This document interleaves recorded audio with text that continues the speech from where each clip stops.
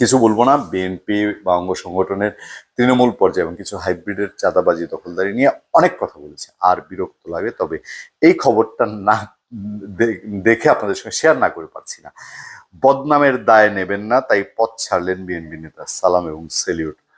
সেটা হচ্ছে, দলে নিশ্চয়ই উপকার হবে, বিএনপির এতে উপকার হবে। দলীয় নেতাদের বিতর্কিত কর্মকাণ্ড এবং 5 আগস্টের পর অর্জন করা বদনামের দায় নেবেন না বলে পদত্যাগ করেছেন মেহেন্দিগঞ্জ উপজেলা বিএনপি যুগ্ম আহ্বায়ক মোহাম্মদ গোলাম ওয়াহিদ হারুন।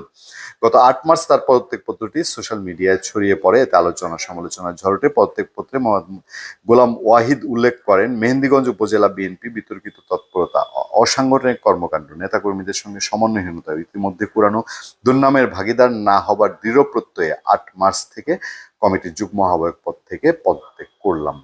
আসলে একটি সাহসী পদক্ষেপ, এবং শুধু আহ, এই ভদ্রলোক না, আমার চেনা জানা বিএনপির অনেক মানুষ আছেন যারা নীরব হয়ে গেছেন, 17 বছর ত্যাগ তিতিক্ষা দিয়েছেন, জেল জুলুম খেটেছেন।